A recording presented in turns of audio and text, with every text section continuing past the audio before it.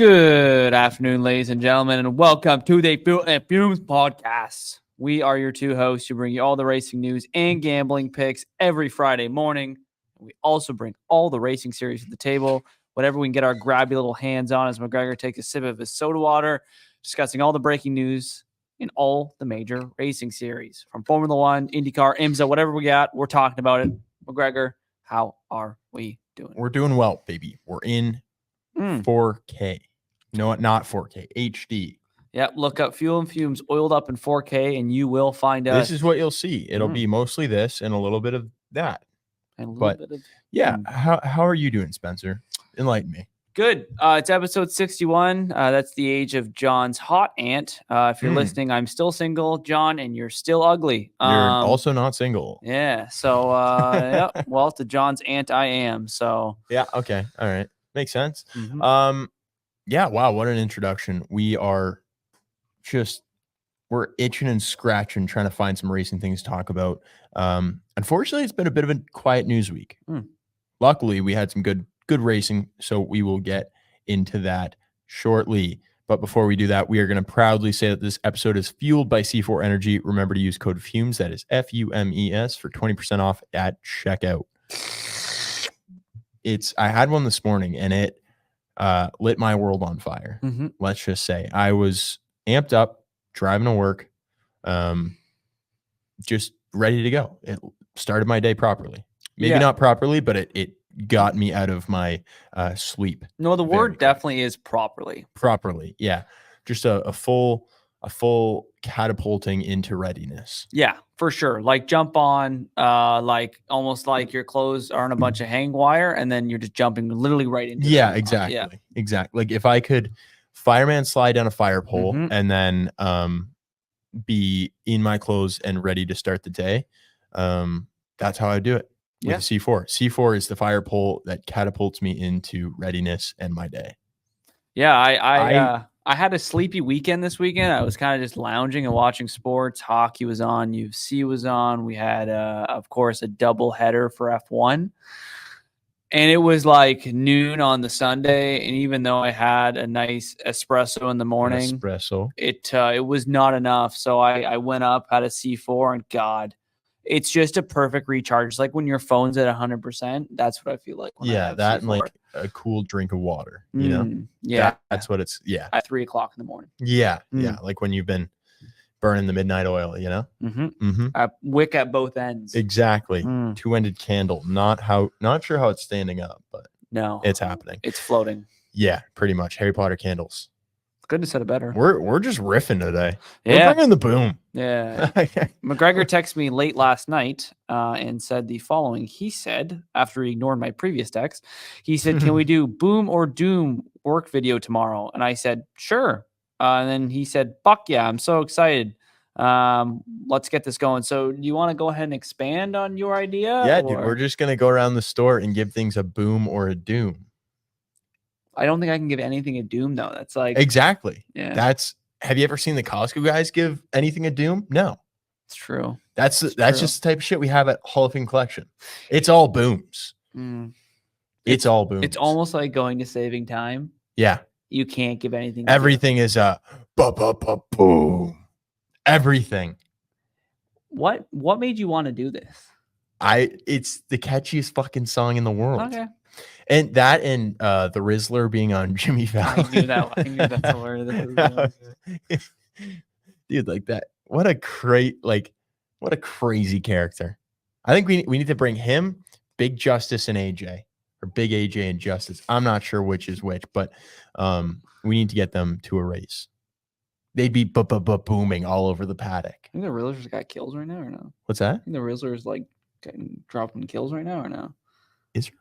No. The Rizzler. Do you think he's dropping kills? Oh, I'd hope not. I don't. No, definitely not. He's too pure of soul and body and mind. He's basically. I was gonna say Harriet Tubman, but that's not who I was going for. I was going for like. I was going for like. Go on. Lead us, Spencer. Gosh. Lead us.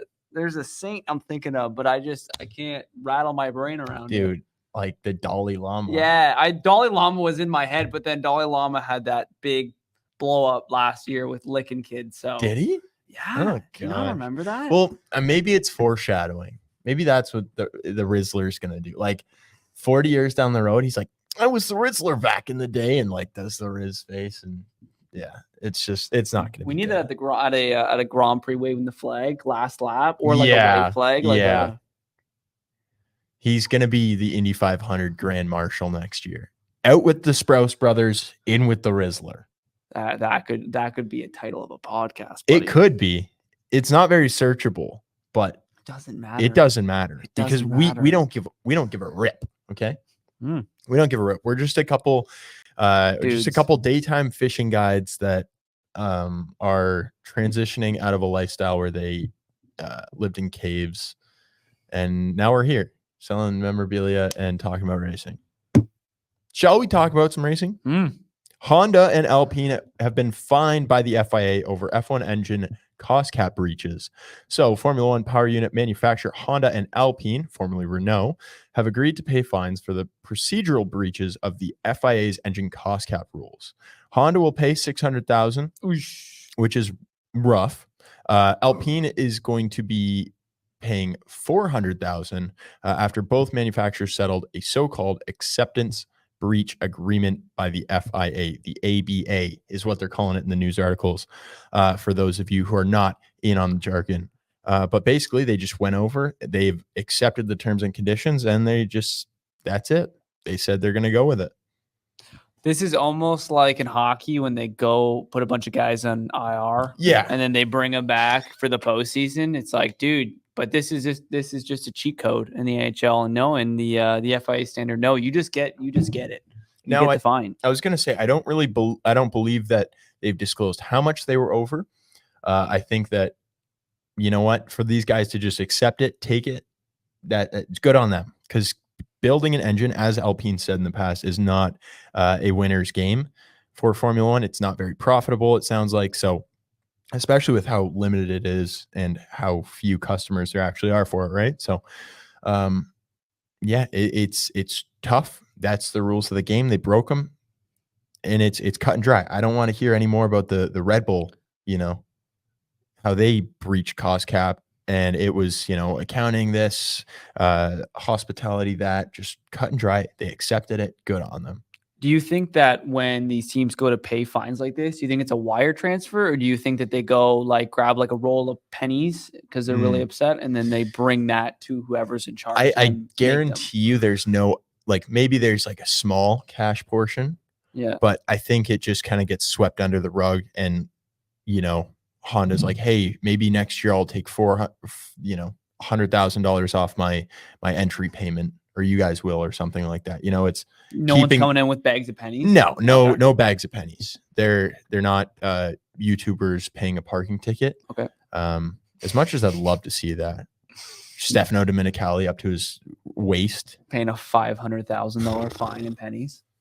You'd probably be better off smelting down the copper. You'd almost need to bring a dump truck. A dump truck. You'd have to. Yeah. You couldn't bring even a bed of a truck. I don't think it'd hold that much. No. That's a lot of metal. That's a lot of metal. How much you think that'd fill a room? Depends on the room, obviously. I would think so. Yeah, probably. I would think it's almost like Harry Potter in the Gringotts movie. Yeah. That's basically where we are right now. Yeah, I think this room could be filled with pennies. Most definitely. I think it'd fill. We'd be drowning in pennies. That'd be upsetting. Yeah. Lose your two favorite podcast hosts. To a roll of pennies. To many pennies. Yeah, many pennies. Several penny. Many pennies. Many pennies. Anyways, good on them. You got any thoughts, Spence? Nope. That's all I had. I was just curious if they were rolling deep in the pennies. Deep. They could be, or it could be engine parts. Could be engine parts. Like a room full of engine blocks. That's got to be worth $400,000 easy. Oh, no problem. An F1 engine, just drop it off. Yeah. Call it a day. Yeah, call it. Consider it settled. Square. All square. Wow. So this weekend we had a great race, and fantastic race. Yeah, it was. We'll get in the debriefing in a little bit, but we wanted to kind of dive into another news story that came out of this weekend's race. So the title is why Verstappen got the penalties dished out to the 2024 constructors title with Lando Norris as well, and how their decisions were a lot different in the stewards' direction. So Max ended up getting dished a 10 in Mexico City, while in the previous race, Lando got a 5, correct? Mm-hmm. Yep.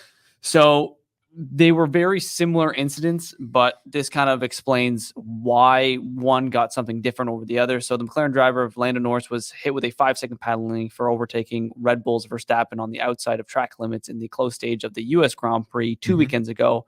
While a week later in Mexico, the Dutchman was handed a 10-second sanction for track limits violations, which was also pushed off Lando Norris, ironically. So do you think that this was justified in how they went about it, in terms of why one was 5 and one was 10? Because was it 2 separate 5s or was it one flat 10? Well, Max got 20 seconds of penalties. Yeah. So he got another 10 on top of that for, I think, sending Lando wide I think it was the first time, or it was. So I honestly think this is like, I said this earlier, but it is similar to, a back-to-back basketball series where the refs favoring one team at home, and then, let something slide. And then the next time they're on you like a hawk. I think that's simply what it is. It was a lot more of an egregious penalty, I think, than like Max's compared to Lando's in Austin. So I think they were really just doubling down and just saying, like, you can't be driving like this anymore. Yeah. So I think the FIA sources have confirmed that the 10-second penalty is the standard level for the maneuver that Max had done against Norris in turn 7, while it came basically leaving the track and then gaining an advantage after putting an aggressive move and overtake, which cost him 10 seconds in total. Yeah. So, I mean, it isn't a more egregious penalty, but I also think it was like, they're trying to make an example out of it, like, especially after the new rules came in, following Austin, basically stating that I think that there's a whole intervention from the stewards there, basically saying that, like, you can't just be racing to apexes. And that's what that's what everybody's been doing to this point, because, there's been so much indecision on situations like this with like Max and Lewis and others, and Max and others. Like, they're just putting their foot down. Thank goodness, man. Yeah, I'm curious to kind of see how this plays out for the rest of the 4, especially this week in Brazil.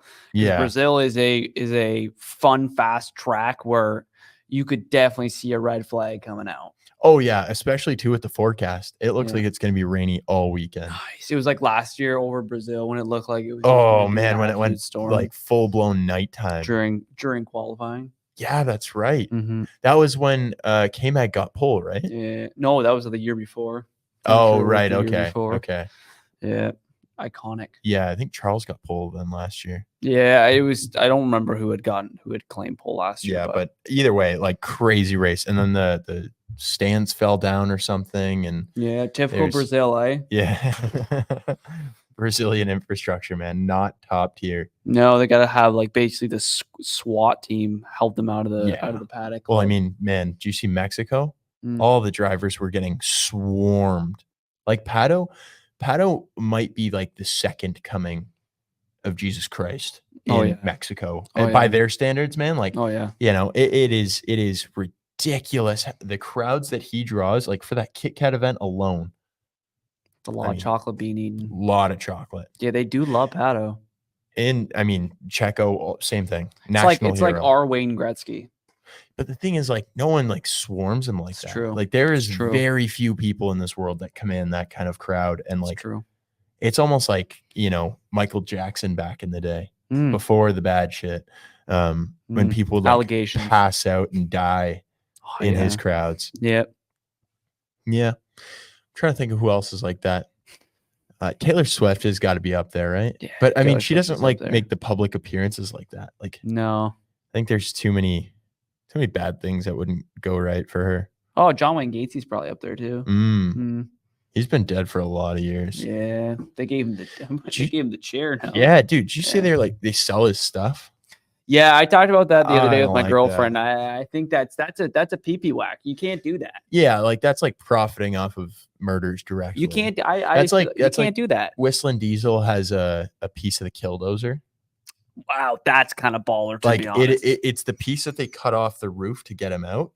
But when they were cleaning up all the sites and everything, it didn't get caught in the cleanups. Okay, that's kind of someone smuggled it off site and see that's kind of baller. Bullet holes. Yeah, it's terrible though. That's terrible. It's same. Yeah, same it's class. like selling Jeffrey Dahmer's glasses, man. Like, yeah, it's not good stuff. No. But there's a market for it. So, but rather than buying that, you could just head to HOFcollection.com and buy legitimate memorabilia and racing memorabilia from good people. Yes. You can get really cool stuff like signed helmets, hats, photos, half scale helmets, clothing, you name it. We've got it at Hall of Fame Collection. I was going to say Black Friday's got to be in the works somewhere, right? Yeah, say 3 weeks. It's just a month out, 3 weeks out. So keep your eyes peeled on Hall of Fame Collection for Black Friday deals. Get your Christmas shopping done early. Buy the car fanatic, the racing fanatic in your life. Something special from Hall of Fame Collection. Buy your mom a race car. Yeah, you could get a Jensen Button 2016 car. You could just buy her a car. We could get a tow truck here. We'll get it pulled. We'll get it lifted. We'll send it to your house and put it in the driveway for mama. Forget a ring. We can get you a Lewis Hamilton wheel nut. Yeah. That's pretty cool. Yeah. Race used. It's still got grease on it. I picked it up today. It's wild. Wipe it on my face like I'm freaking Braveheart. Yeah. Braveheart's good too. Good Scottish legend. Can you do a Scottish impression? Not for you right now. No? Sorry. No, that's please. It comes out while the drinks are flowing. You know? Okay. Yeah, right. yeah. So we can go downstairs. There's an open bar. Yeah, we could. Unfortunately, we would lose our jobs. Tuesday beers. Tuesday beers, man. I'm telling you, we got to get on it. We have to get a drinking episode done. Mm-hmm. It's got to happen. It's got to happen. Or we do a race watch along. Yeah. What do you think? Both. I think we could get a little live stream set up. Yeah. And then just watch races and commentate. With tarps off. Tarps off, double parked. Nice. Yeah, let's do it. Let's do it, baby. This is probably one of my favorite news stories of the week. My favorite guy who's been in the middle, let's call him. Yeah. Formerly known as Malcolm. Frankie Muniz is getting a full-time NASCAR craftsman ride for next year. Former child as well will be racing the number 33 Ford for how you want to say that, Spence? No. Go ahead. Former child, correct. Yep. The former child will be racing the number 33 for Riemann Brothers Racing in the Craftsman Truck Series. Nice. So Muniz's last full-time campaign was in the ARCA Menard Series in 2023, where he collected 1 top 5 and 11 top 10 finishes, ultimately finishing 4th in the championship, and since then has made sporadic appearances in the NASCAR Xfinity Series. Brilliant.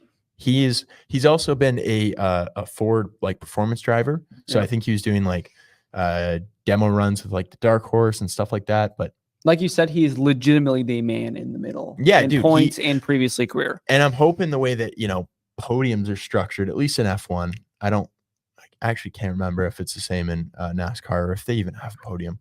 They must. They've got to. I sound like such a wanker right now. No, they definitely but I'm hoping he is the man in the middle. Hopefully he can bring home a win. Of course, we know anything can happen in the NASCAR Truck Series NASCAR playoffs, they're going wild right now. I still think they should be allowed to have a gun on top. I genuinely think NASCAR playoffs is the silliest racing format. Yes. But either way, it's producing some insane drives, some insane results, and some really crazy crashes. Tyler Reddick rolled his car 2 weeks ago and then had just the drive of his life, where Michael Jordan went on to say about a grown man, that little kid drove his ass off. Nice. Meanwhile, he is a grown man with a wife and a kid.